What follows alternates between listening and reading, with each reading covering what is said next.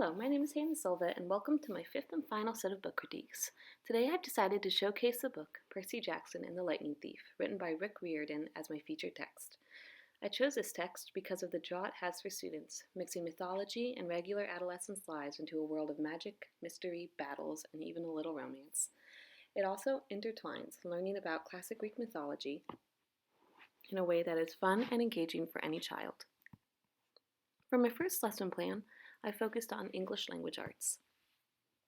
After reading Percy Jackson, students will discuss different points of view in writing.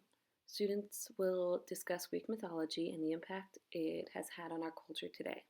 After this discussion, students will then create their own modern first-person view of traditional Greek myth, their own retelling. Students will research Greek myths and then rewrite the Greek myth using Story Wars. Students will then read and vote on whose retelling was the most engaging, had the least amount of grammatical errors, and was well organized. So my artifact for this lesson was Story Wars. So if you just go to www.storywars.com, the first page that'll show up has a bunch of stories on it, and this is what it looks like. So you can create your own teacher account and adjust the settings on it for your students. And what you're going to do is you go up to the right-hand corner where the little green pencil is, and you click on the green pencil, and then it'll begin a new story. And from the new story, you can put in the title of the book and just all of the you can put in your story right underneath.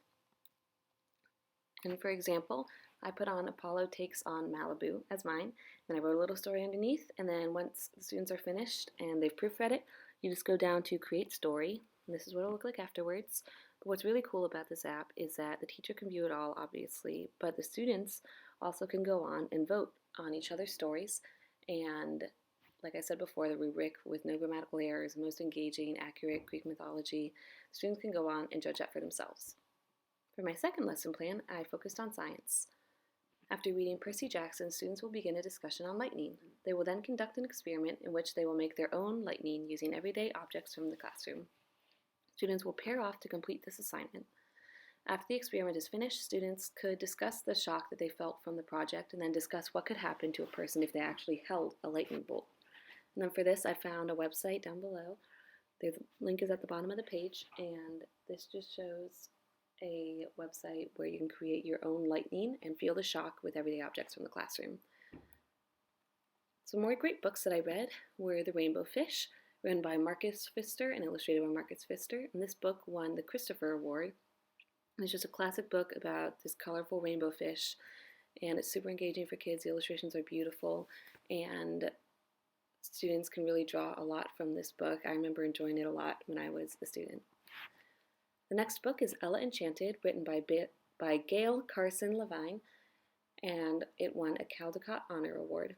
This book is a twist on the classic fairy tale Cinderella, but it's not just the girly type, so it can appeal to all audiences because it consists of giants and ogres and battles and princes and humor. So I feel like it can just really appeal to not just girls like the cover looks like, but to every student. The Bridge to Terabithia is my next book, written by Catherine Peterson, and it won a Newbery Award. This book follows two children who meet under unlikely circumstances and go and create a world of their own. And there's a giant twist on the ending, which is a little tragic, but is also so helpful for students and can teach a lot of really important lessons. The next book is Joseph Had a Little Overcoat, which is a picture book written and illustrated by Sims Tabak, and it won a Caldecott Honor Award. This book can be used for so many different things. It can be used for math, home ec. It can be used for culture, social studies, history, as it follows Joseph, whose overcoat becomes worn over the years and ends up being this giant overcoat to just being a little itty bitty patch.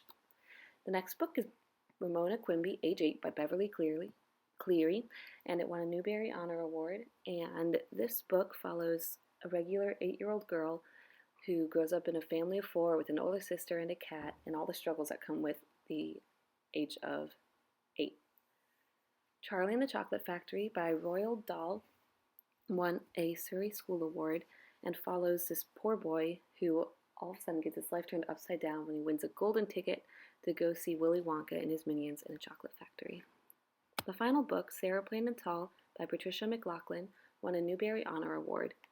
This is a historical fiction book, so you can really gain a lot from that point of view, and it follows a struggling family who gets a surprise and a blessing wrapped up in one plain and tall woman.